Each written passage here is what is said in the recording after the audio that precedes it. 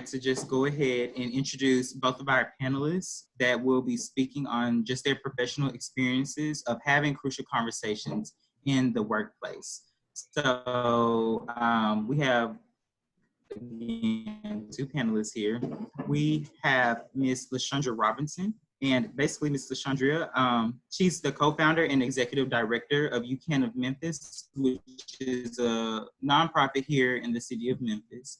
And then we have Professor Bob Piazza. So he's a visiting instructor of management in the Robbins School of Business at the University of Richmond. So without further ado, I'd like both of my panelists just to share a little bit more about themselves, just so that the attendees of this workshop, they can just get to hear more about your background experiences, your passions, and why you're excited to be here. Leshundra? Okay. Hi, everyone. My name is Leshundra Robinson. I am the executive director of the wonderful organization called UCAN of Memphis here in Memphis, Tennessee. We are, again, a nonprofit organization that is built for our middle and high school students on leadership development, career exploration, and character building, which emphasizes more on bullying prevention. I am very excited to be on this Zoom to really talk about what does that crucial conversation look like. Dealing with a lot of teenagers, we always have instances where they are ready to, as you call, shoot off at the mouth about something that is not right on how they feel. So today, I just want to give my experience dealing with them and then some of my personal experiences on how to control those emotions, changing your mindset to look at it from a different angle, because we are here to agree but to disagree and not get upset because someone doesn't agree with what you said. My theme for today is don't let someone else's thoughts become your thoughts. Be your own person. My turn. I have to say I'm thrilled to be a partner with Leshundra. I think this is going to be a very complimentary hour that we spend here together. I'm Bob Piazza. I am, as Christopher said, a visiting professor of management in the Robbins School. My hope is that I'll see some of you in class real time at some point in your future. I teach organizational behavior. Among other topics, I teach in the MBA program, undergrad. I also teach in the School of Professional and Continuing Studies and do a fair amount of seminar work through the business school as well for local industry. I had 32 years in industry prior to coming to the university. My last position was as Vice President of Human Resources for a large organization based in Maryland before moving here to Richmond. And over the years in my HR career, I've dealt with, I can't even count them, how many crucial conversations I will have had in the hiring process, in the termination process, coaching, counseling, dealing with managers who aggressively do the wrong things, and trying to work with their employees. And I've become pretty good at helping them through crucial conversations as it relates to setting expectations correctly, ensuring accountability, ensuring a partnership with employees to ensure that overall the organization succeeds. So that's what I'm after today in the next 40 or 50 minutes or so that we have left. So we'll try to boil it all down into a pill size that you can swallow and get better. Definitely. All righty, thank you both so much. So without further ado, we'll go ahead and just jump right into like the questions that I have for you all today. And I'd like to also just let everyone know that if you have any questions, concerns, or comments, feel free to either message me or Ms. Jessica, or just place your questions that you have in the chat. I would like to also mention that towards the end of this workshop, there will be time allotted for you to ask questions. So throughout this presentation, please make sure to be jotting down anything that, you know, may trigger another question that you have, because you will have lots of time towards the end of this workshop to ask those questions. So let's jump right in. I'll also post the questions in the chat just in case if I cut out or you can't hear me. So the first question that I'd like to ask both panelists, and this time, Mr. Bob or Professor Bob, you can go first. So how would you define a crucial conversation, and how can someone recognize the need to have one in the workplace? Good. Once I define it, my bet is that you're all going to identify with how you would see it happen in real time. The definition that I use, it comes right out of a book with that title, Crucial Conversations. And it is simply three points to make about this. First, in a topic that matters, that really matters to you, you have an opposing point of view with somebody or several other people, and there are emotions driving everyone's position on that point of view. So if you think about that on anything that happens in a workplace or in your personal lives for that matter, you could be in favor of a particular point of view, and so much in favor that you would do anything to make it happen. And then what occurs is you meet with someone or several others who disagree. That would be the exact wrong thing to do. They're against it, and they're aggressively against it. And now you're in a crucial conversation because there are emotions driving your points of view. How do you handle that? So that's where I'm coming from on this. Yeah. And I would definitely add on that your emotions become so involved with the conversation that you forget about the facts.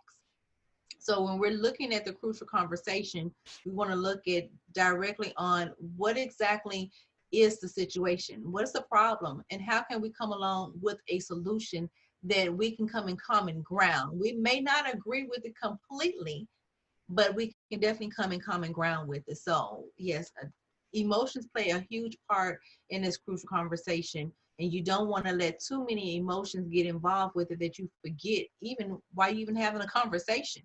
And so as you're talking, it's like, what were we even talking about? And then you were wondering, I don't even know. So now everything that you started has gone out the window, and you forgot exactly what was it that was supposed to be crucial to begin with. If I could add a point to that, Leshundra, it's brilliant what you said. It's right on point. There's many times when that happens, when you know you're in a crucial conversation, that what changes first is not your point of view, but your motive. Your motive is to win this disagreement, to win this argument. And all else is set aside, all logic, all facts, and really what comes to the fore is your will to win, and you would do just about anything to win. So, and that it's wrong. It's just it's a bad way to start. So I totally agree.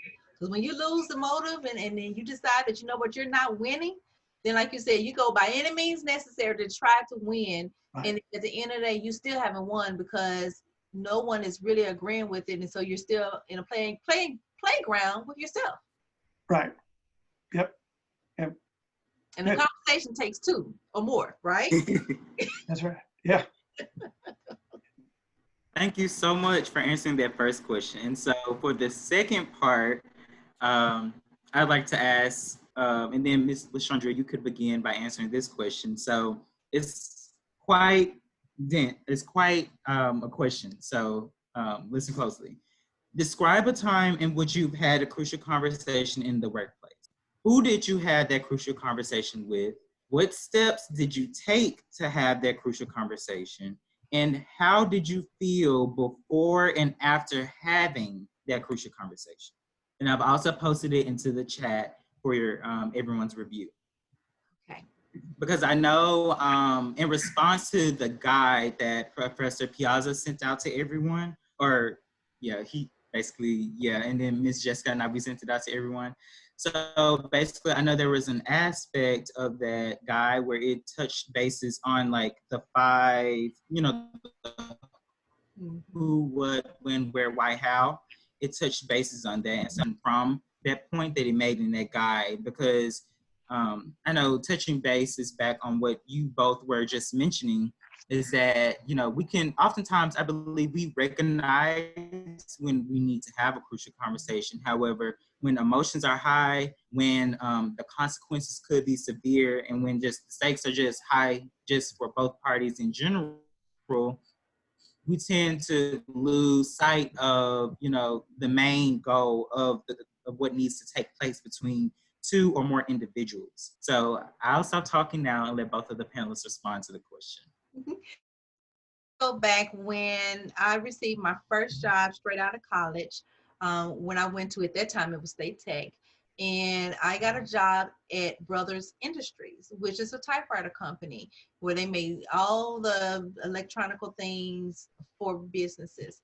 And I was their accountant. It was my first job there as an accountant. And I was so excited to actually work there. And I was the only accountant in that department. Well, at the time, we were expanding. And so they had to hire a new person. The audacity that they would have to hire a new person when I felt like that I was doing everything possible and with everything that we needed to do. So the other gentleman came along and he did his job. Well, it was now time for promotion. I'm thinking I've been there the longest. I did what I was supposed to do. I got a great review. No, without a doubt, I am going to get this promotion. Went in, did the interview, excellent. He congratulated me on a great interview, but I was not hired to do the promotion. And I was upset. Now again, this is probably when I was in my 20s. So me being level-headed was not part of my plan then. And thank God that I've got grace and mercy, that I've definitely matured. So at that time, I was extremely upset. And I went in not thinking the fact that maybe he was more experienced.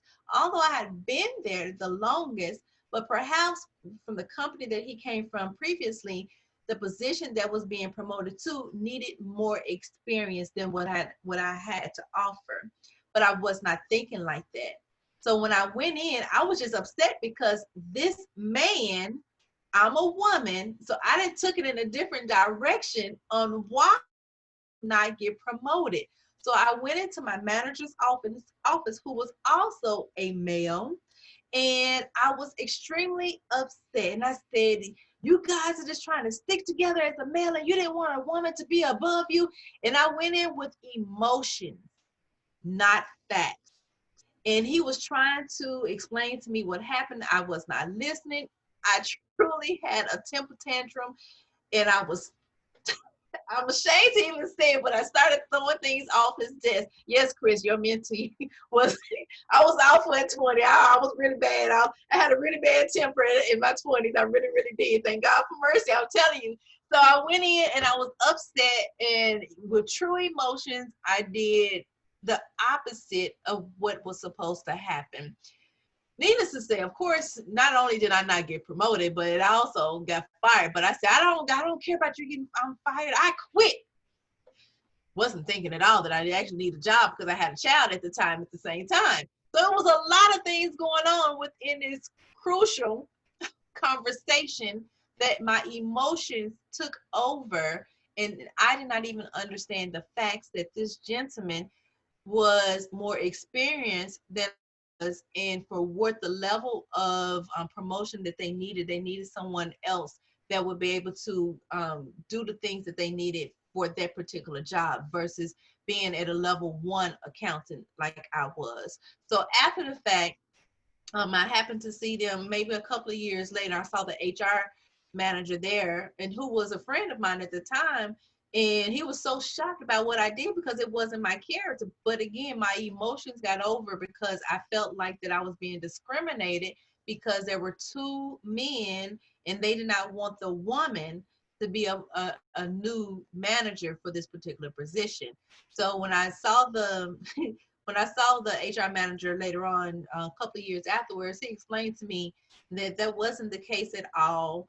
And that actually the guy who got hired, who got promoted, really recommended me to be in a position because he felt like that I knew more about the company than he did. So it didn't play in my favor for me having a tantrum. My emotions took over, and I didn't even bother to ask why he was hired. I was just so upset that I didn't even look over at the facts itself. So I learned a lot from that particular position, and knowing that I had to, one, take my emotions out of it, and even help me in relationships too, because we have crucial conversations in relationships, and we let our emotions take over. And then, as you said, that we end up looking at the motives of just, I just want to win. I just position by any means necessary. So I'm going to do what I have to do in order to get it. And no one wins from that. So I lost a good characteristic about myself from that particular company. But then I also gained knowledge of that wasn't the right thing for me to do. So that was that. Great example. So in my case, I had, as an HR leader in the organization, this goes back some time, well before I was vice president, but I do remember it clearly because it was a conflict in the midst of everybody's view. Right? So we were in the middle of a factory floor when a manager came storming up to me as I was walking from my office to another part of the building. And you could tell by his posture and his gait that he was angry. So as he approached, I was starting to get a little bit more anxious, and I just knew this was going to end up in conflict at some level, and I had no idea what it was. Well, he was approaching me because he was not angry at me, but angry at one of his employees that he wanted to immediately terminate for a combination of things. There was a quality of work issue. There was a tardiness issue. And part of that tardiness included coming back from lunch later than was expected. So anyway, and this employee was relatively new, probably about, as I remember it, somewhere around 6 or 7, maybe 8 months into the job. So he wanted her terminated right away. And I said, well, tell me the facts. And he said, I've already accounted for the facts. All you need to do is fill out the paperwork and exit her. Just get her out of the building. And I said, no, that's not the way it worked. So we were already at loggerheads saying, he wanted to aggressively move in one direction, and I was resisting that movement. So as he started to increase temper-wise, I'm being very diplomatic in that regard. His language got a bit more aggressive. His posture was much more aggressive. And I said, I'm going to use a fake name here. I said, Gary, why don't we agree to get together at my office at 2 o'clock? I'll see you then. And I turned to walk, and he grabbed me by the shoulder. And I said, we're not doing this. I didn't want to resist at that point and overdo it. But in the middle of a factory, when you know other people are watching what's going on, it's not a good idea to turn aggressively when somebody grabs your shoulder. So I did stop, and I said, I'm going to say it again. I'll meet you in my office at 2 o'clock, and we'll talk it through. And he backed off at that point. So I proceeded back to my office, and sure enough, about 1:45, he shows up at my office and no less aggressive. So what I walked him through at that point is a bit of, if you've read through the document that was sent to you from me, the Guide to Critical Thinking and Crucial Conversations, I walked him through the critical thinking part of that. Tell me about the facts. Tell me what your assumptions are. And if they're reasonable, I'll accept those assumptions. But if they're not, I'm going to dismiss those as not evidentiary. So as we walked through the facts, I understood that there was reason to be concerned that this employee, it was documented, came in late, had left early on 1 or 2 occasions, came back late from break. Quality of work wasn't awful. She didn't ruin anything, but some work had to be redone. And I said, I get it. I understand why you're having an issue with this employee, but I don't think it rises to the level of termination. She's well beyond probation at this point. And I think that we need to talk this through as a corrective action measure as opposed to termination, which I always considered the capital punishment of employment when you terminate somebody. So I didn't think that was worthy. I didn't think there was enough evidence there. And as I talked it through with him, he was still arguing, obviously, in favor of termination. I had him iterate to me the facts as he understood them and the timeline in more detail. And I asked him, do you think that the rest of the employees on your production line would agree that termination is the right thing to do? He said, I don't care. And I said, well, do you think they might? And he said, well, probably. They're, one of their own, so to say. They work shoulder to shoulder every day. And I said, well, what do you think that's going to do from your image as a leader in the organization, that you would terminate somebody on this level? So that caused us to look into, at a deeper level, the attendance and tardiness and punctuality, I should say, of the rest of his workforce. And we discovered that there were other people that were worse. All male. And she was the only female on the line. So now we're starting to dig out from underneath all of this. And I said, look, we're not doing this. We're not going to terminate this employee. We need to understand what the law says and what the common person would say. Think of the jury of your peers. What would the rest of the people on your production line say if you were to move out in that direction? What would the other women in the plant think if you were to terminate this employee? And it's just not right. There's nothing there, not enough there to warrant termination. So at the end of the day, we after having talked it through, he saw my point of view, watched her like a hawk, but I was present. I was present when it was communicated to her what the corrective action plan looked like. Being on time, coming into work, coming back from break, and we partnered her up with a very skilled employee to teach her how to do the job to a standard of quality that was acceptable. So at the end of the day, we had a good solution, and she ended up lasting. She wasn't terminated, but crucial nonetheless. I could tell you that it was a sweat-inducing moment when he approached me in the aisleway of the factory. Wow. So it gets pretty dramatic. Not all crucial conversations are at that level, but you could see in Leshundra's example and in my own, emotions take hold, and that's when adrenaline kicks in and reason leaves. That's what we have to watch for. When you feel that happening, you're in a crucial conversation. And I definitely want to add on to both of our examples, because even then, like you talked about with motives, sometimes the motives are so different that we forget about what is the true fact of why are we here, or what are we doing, or why is this conversation even needed. And then even after that, it may not even involve something for us. It could just be something that has happened to us that no one else knows. So it could be something internally that we have not said anything about. It has nothing to do with that other person. It's about us. So for me, it was, I'm a female, a young female, and I want to be promoted. So I looked at it from me, my first time, I want to prove to my kids that I'm here, I can do this, and I am the leader. And now you have told me no. So now I'm hurt.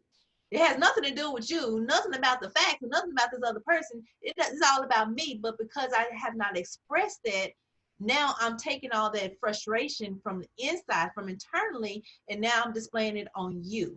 So sometimes even in these crucial conversations, it has nothing to do with the other person. It's strictly within that person within themselves. That's why I say the theme of it for me is don't let someone your thoughts, because it's not something that you have done, it's something that the other person has done when you're doing your crucial conversations. Well said.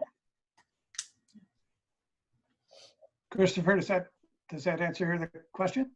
Yes, I'm so thankful that you both really shared both of your personal experiences with dealing with crucial conversations in the workplace. And I can even share one of my own that I wish that it could have went better for me. So this summer I've been working at a public strategy firm here in Memphis. And so when I was hired, you can think of me as, I mainly work with data, and I call anywhere from 60 to 150 parents or guardians a day.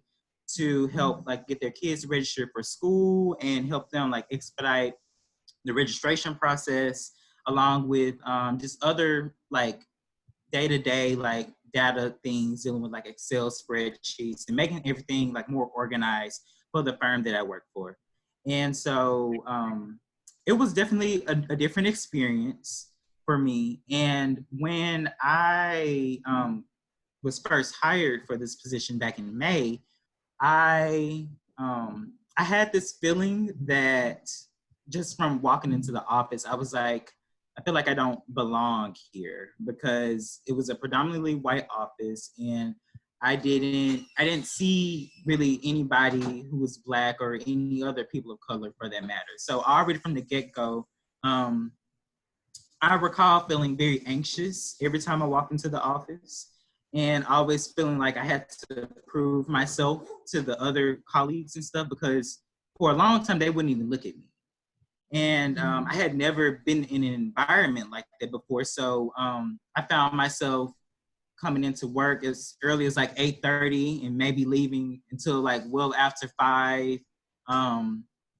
And even though the quality of my work was really good, and I even got compliments from my supervisors, even from the CEO himself, who came around and told me one day, you're doing an excellent job. Like, you're getting through these call sheets and stuff in like 2 days, whereas most people in this office, it's taking them like weeks to finish, However, recently, I remember that I had just finished up another school district's like registration. And so my supervisor at the time, she told me to go help one of my other colleagues with the first school district I was working with when I first like got to the position at the firm. And so after talking with my colleague about, because she was still confused about, what she really needed to do and stuff like that, she then comes back and tells me like, hey, I'm going to use like a filler name here. She was like, hey, Sue wants to see you. And so I was like, okay, well, I didn't really think much of it at the time. I was like, surely it isn't anything bad. I'm just pretty sure maybe she wants to like check in with me or something. And so I proceed to like go around with my colleagues to see Sue. And then that's when she starts like asking me like rapid fire questions about the first project that I had been working on. Mind you, this was like a month ago. So like in the back of my mind, I'm thinking, I really can't tell you precisely what I did because that was a month ago. And I've worked on a totally different project now that is, quite different from the one that I was working on when I first arrived here.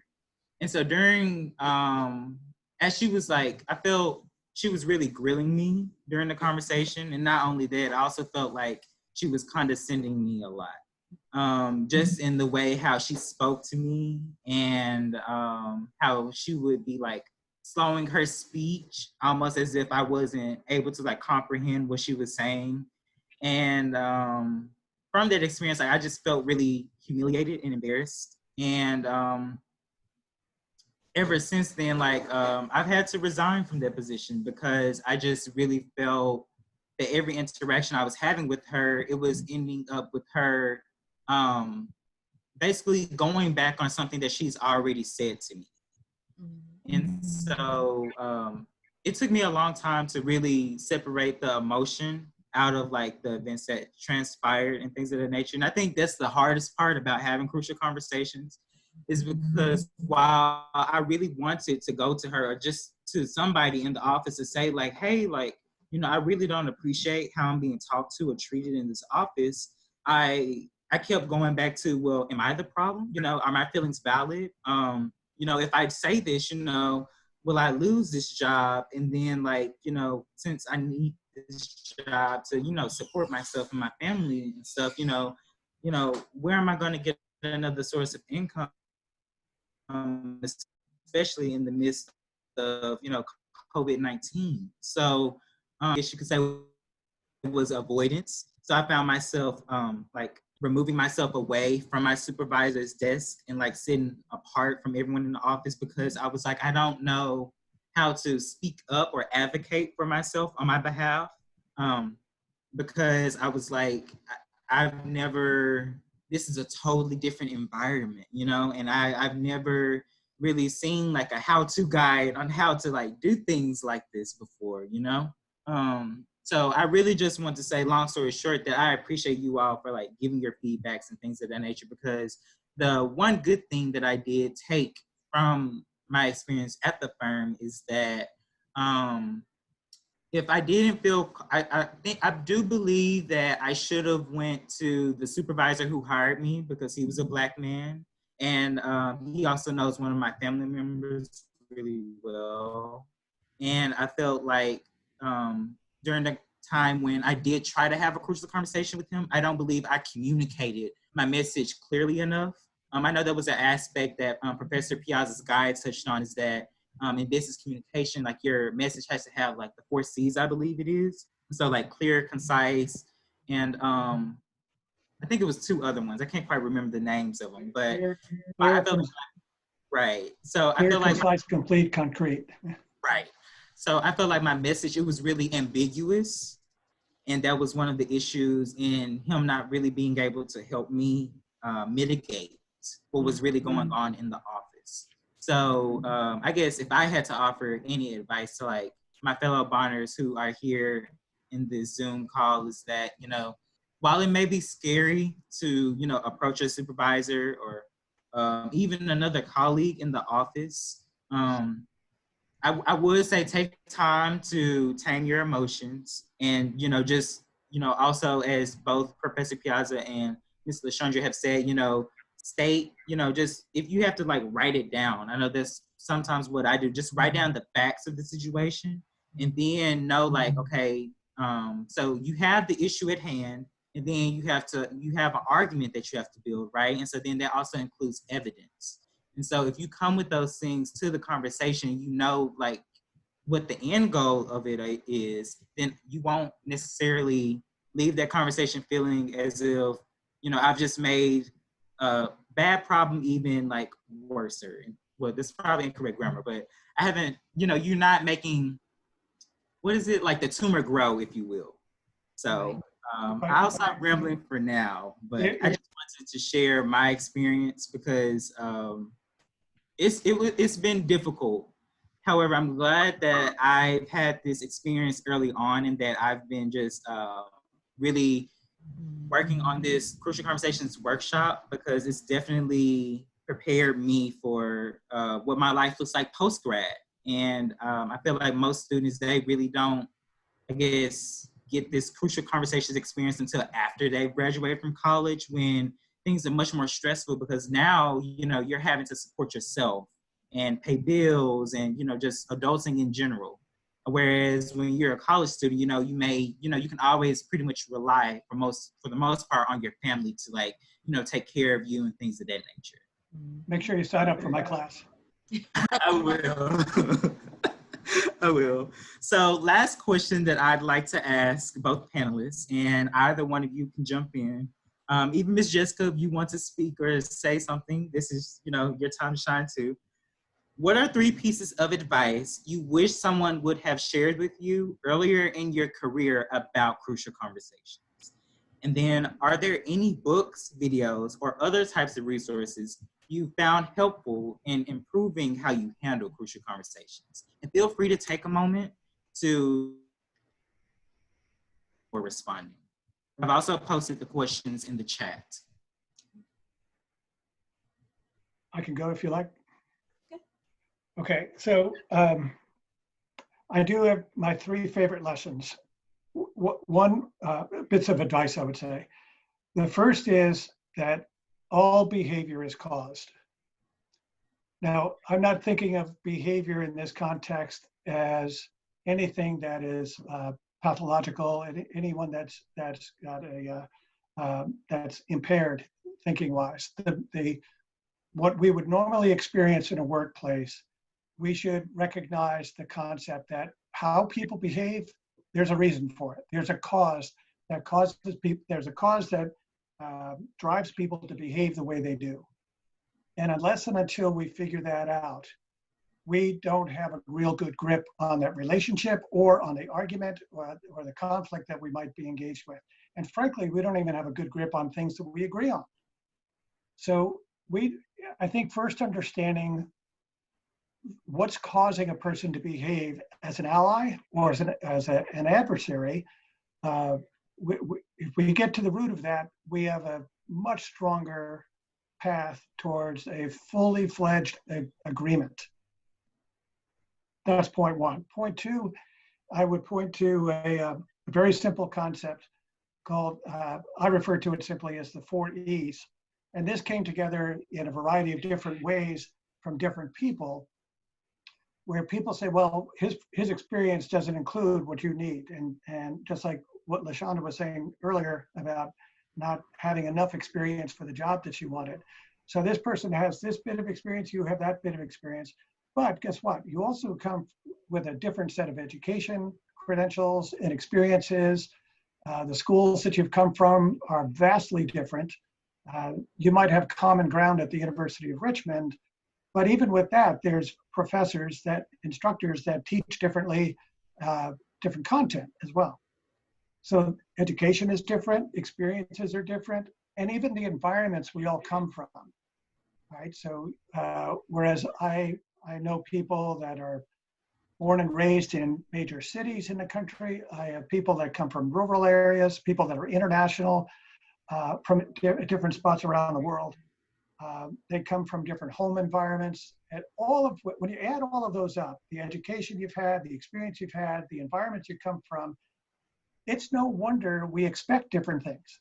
And people expect the world to work differently based on what they're accustomed to, which to me is the root of diversity in an organization, right? When you think about all of that in a single handful of a person, then we should expect there's going to be difference of opinion.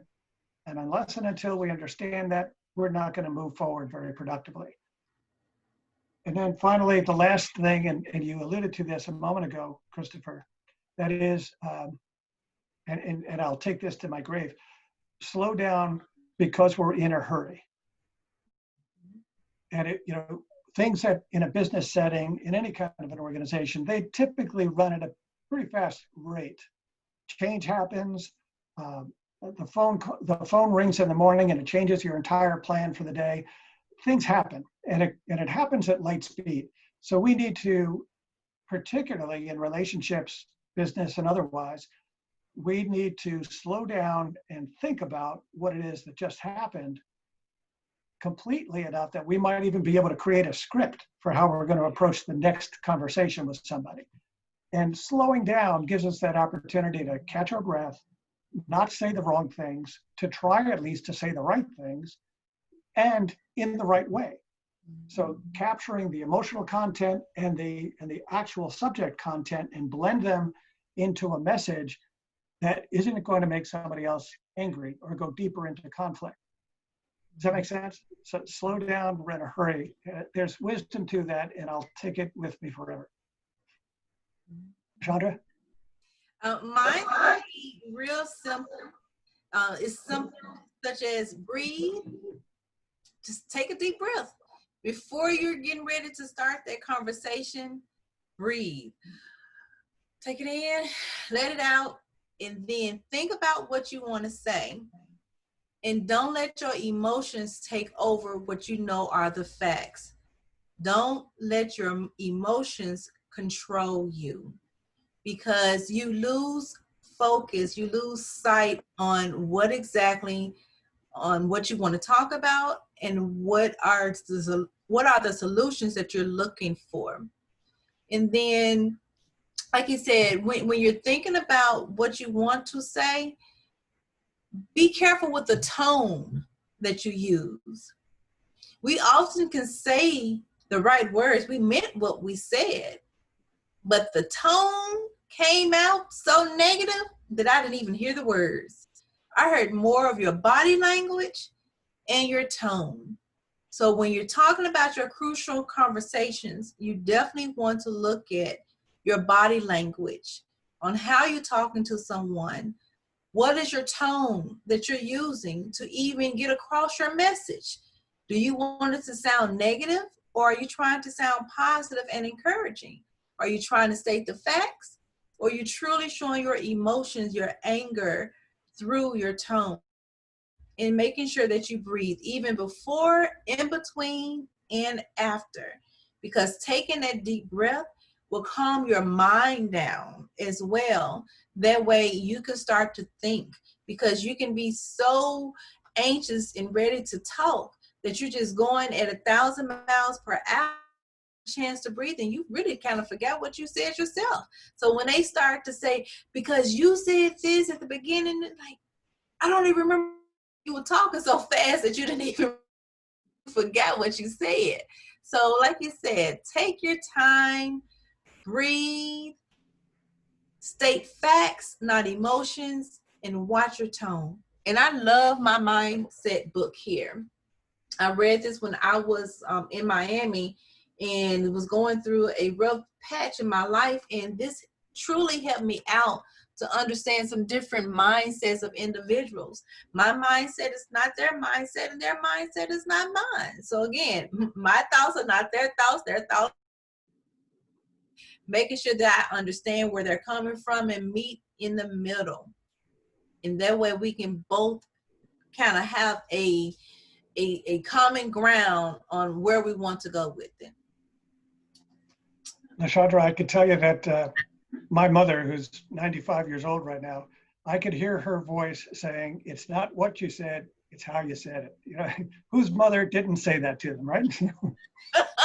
And I say it all the time to my kids, to my students, even in relationships. It's not what you said, it's how you said it. I don't care. And then you get into, I don't care what you did. It's how you said it. I don't like how you said it. Then a picture's up and all that. It's just over with already. That's right. That's right. Thank you both so much for your advice and your experiences. I echo everything that you have said.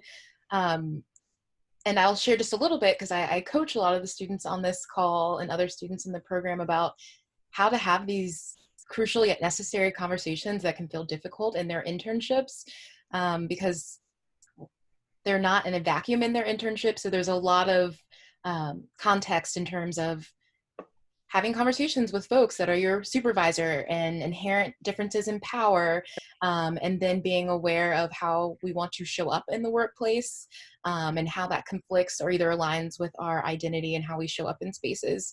So I think my advice to everyone is really, as young professionals, recognizing that your experience is valid.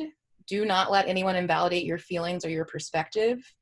If your spidey sense is going off, trust that spidey sense, and then start to ask questions of yourself and other people to understand what and make sense of your observations, right? So if you're feeling uncomfortable at work, or you're feeling like you're not getting enough training, or that you could take on more work, ask those questions of your supervisor and start off with a neutral observation.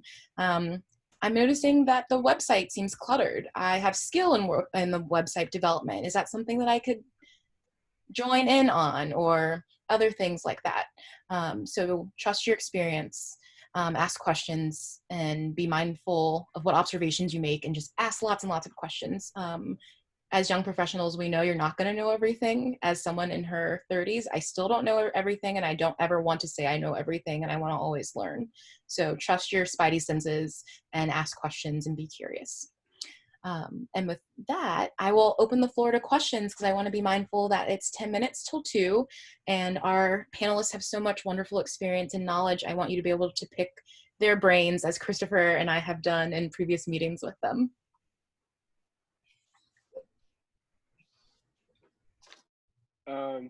Hi, I'm Thomas. Nice to meet you. Hi, Thomas. This is a question for either one of you. So during this time, obviously, like, there's a lot of, like, virtual meetings, like email communications. I was just wondering, and I feel like that's going to be even bigger part of the future, as a lot of people are going to, like, work from home, and it seems like probably, like, harder to convey tone over email, first of all, and, like, body language over, like, virtual conversations. So I was just wondering if either of you had like suggestions for that. I do, actually. On the email,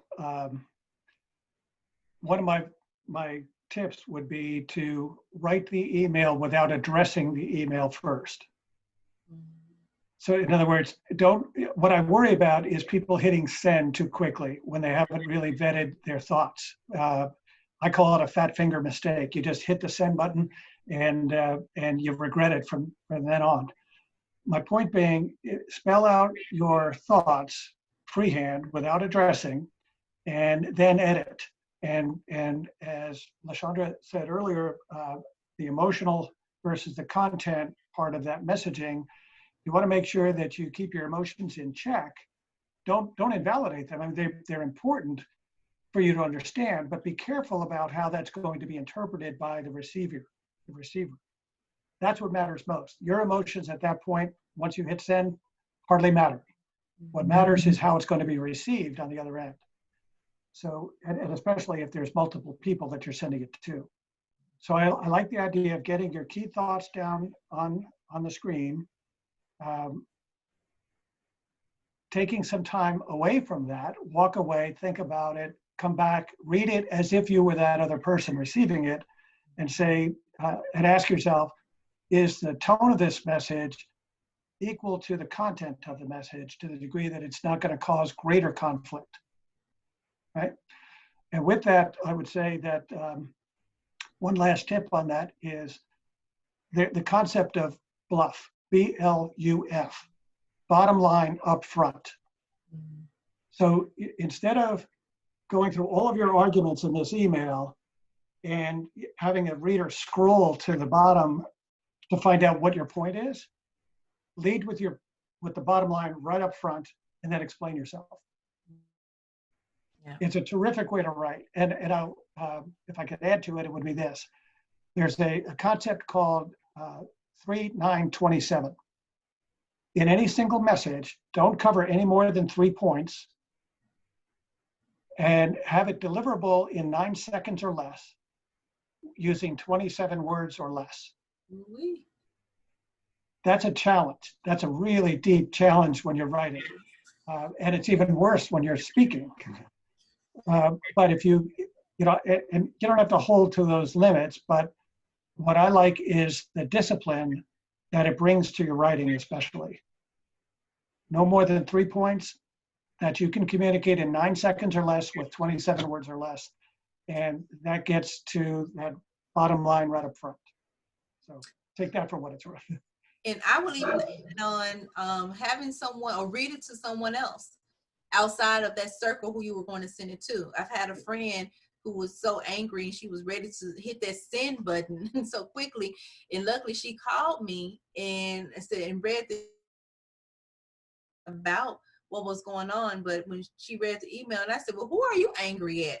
And she's like, I'm not angry. And you can tell she definitely was angry, but it showed in her email as well. So I told her to delete that, take a deep breath, come back and think about what it is that she truly wants to say without it being aggressive to someone else. And then when she rewrote it and reread it, and I said, that sounds so much better. And it was like meeting the person in the middle ground. And like you said, getting to the point of what it is that you wanted to say, explaining yourself afterwards in a professional way, and then hitting send. So it worked out well in her favor. Does that help, Tom? Does that help? Thank you. Yes. Good.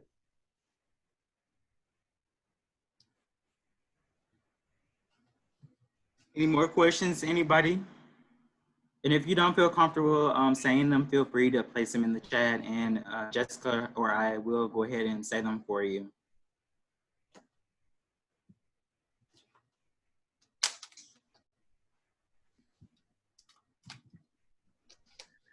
I have a question.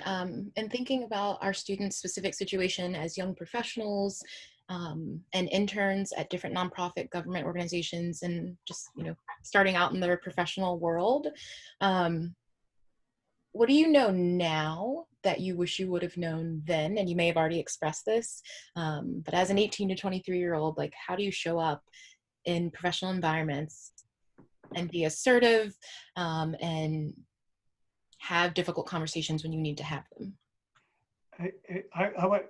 Leshundra, I hope you don't mind. I'm going to jump in on this one.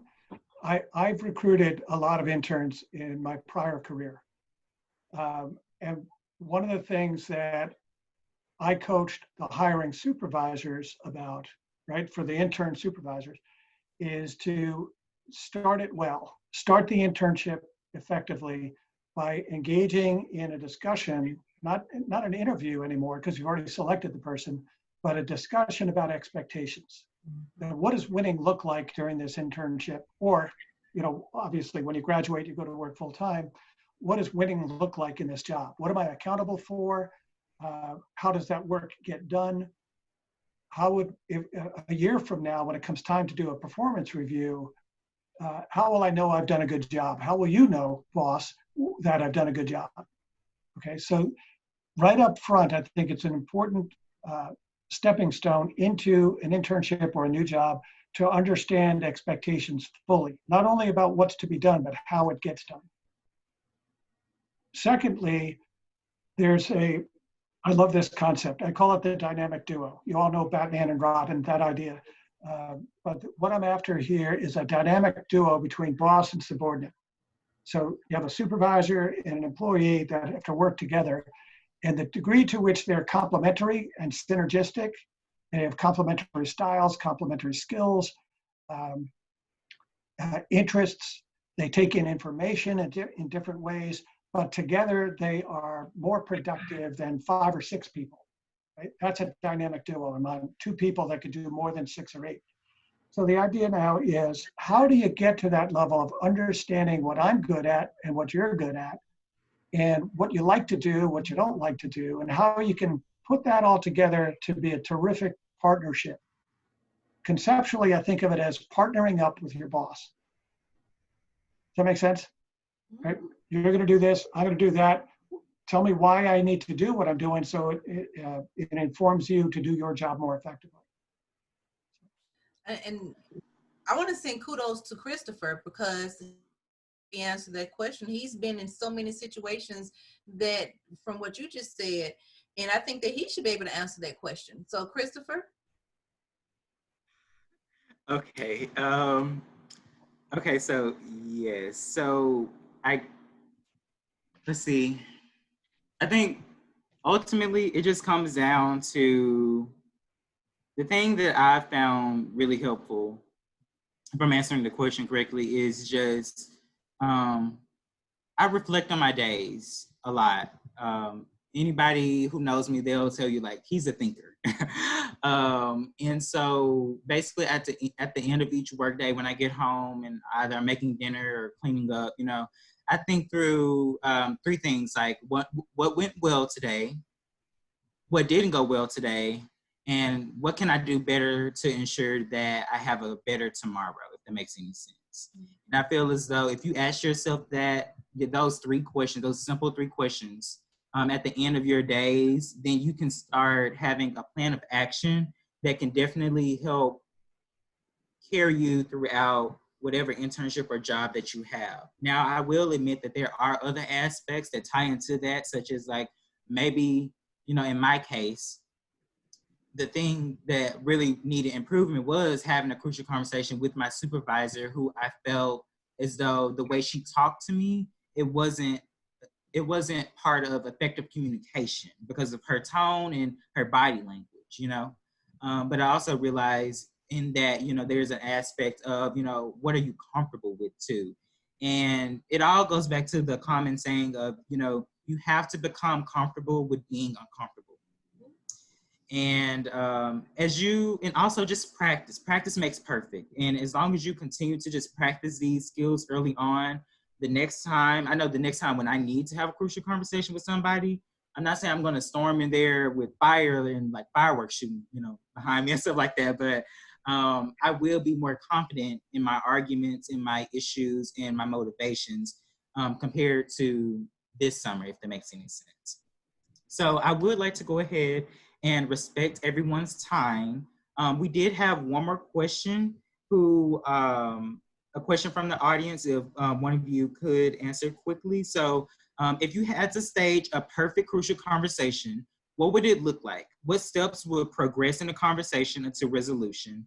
How would an employee best approach their manager and introduce the issue effectively? And I'm going to go ahead and post this into the chat. However, I would like to just note that anybody else who has to leave to attend other Zoom meetings, you are welcome to do so. Please make sure to go ahead and take this short survey. The professional development team, cohort and I, we would greatly appreciate it. And we just want to thank you for being in attendance. However, if you can stay just to hear what our panelists have to say for this question, it would be greatly appreciated. However, if you can't, we totally understand.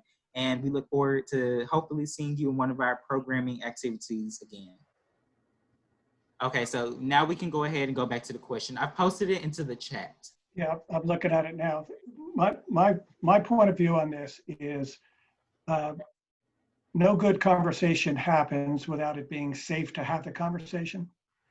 So tone is everything in this. Content is important, but in order to make it safe to have a conversation like this, it starts with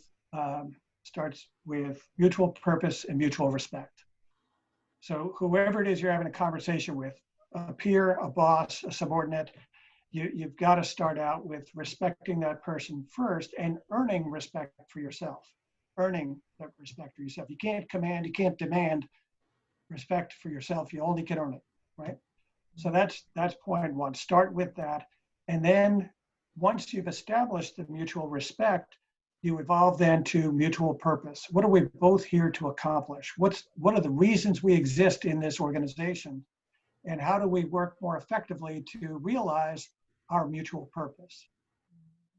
And to the degree that it goes back to what I think Jessica said earlier, that I'm doing things, but I'm not doing things that I'd really rather do.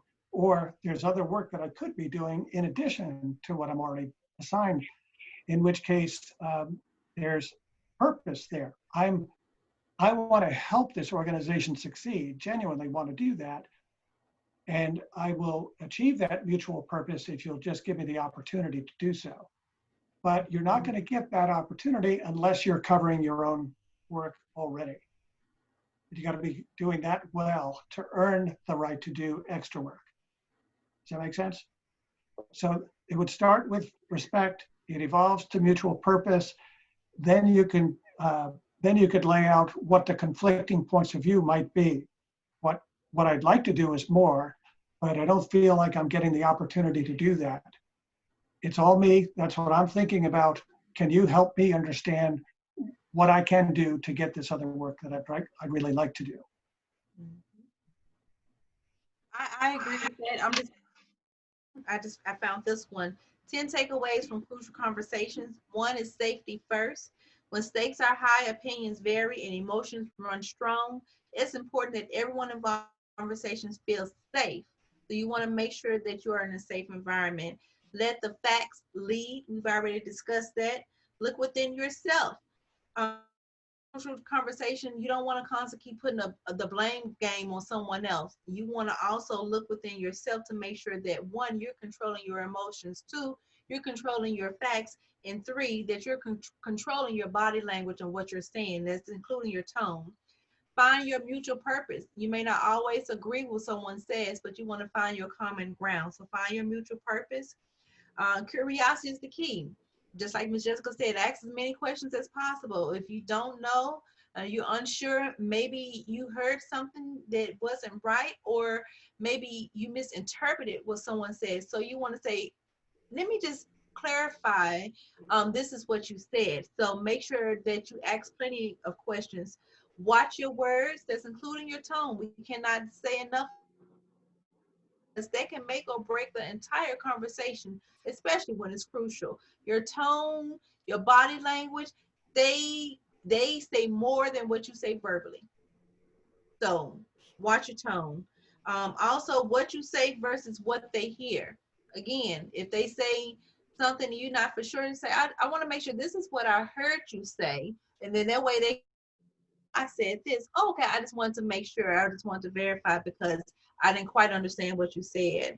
My way or the highway, don't be selfish. Don't do that. because you're going to lose in all aspects of it. And then you're going to be looking like the fool, and you don't want to do that, okay? Listen up. Stop talking. Listen up. Sometimes you can talk too much that they're trying to explain to you, and you both are saying the same thing, but just in a different way. So listen up. And if you don't understand, again, can't say it enough, ask questions. And the last one is self-assess for success. According to the crucial conversation, becoming a visual self-monitor is important to dialogue. Make sure to frequently step out of the discussion and evaluate your own actions and reactions. Then evaluate how others are reacting to you and adjust your behavior to return to the common goal. Remember, it's not all about you. And we get so stuck into the conversation that we want to, like you said, win, win, win. No, no, no. It's not about you. It's about the common goal, the common ground on how everyone can come together and win collectively. Because you don't want to leave a conversation with the end of the day. They heard what you said, but they're not going with anything that they're going to go behind your back and talk about you. And if you're at a job with your manager, believe me, they're going to tell another manager and another manager and another manager. And next thing you know, your character has been diminished, and you are no longer welcome in that area, nowhere in that job. And you don't want to be in a situation like that. And that goes for your job, your career, your relationships, social media, your friends, your family. Anytime you're having any type of conversations, you want to think about all the things that we have said today, because it's going to help you in the long run. Great. Great. I think one of the best ways to deal with a crucial conversation is to preempt it with good performance based on the expectations that the company has for you. So, you do that well, all the upfront work, as I said before, to create that dynamic duo. If you do that well, you'll have many fewer crucial conversation opportunities, I think, which is good. That's what you want. Yes. Yes. All righty. Well, thank you both so much. Can we just give some virtual round of applause for both of our panelists? We want to say thank you so much for sharing your experiences, your personal experiences dealing with crucial conversations in the workplace, and for giving us great advice that we can definitely apply to our lives, because application is important. So without further ado, we want to respect everyone's time and I guess Zoom you all later. Bye. Bye. Thank you. Bye, everyone.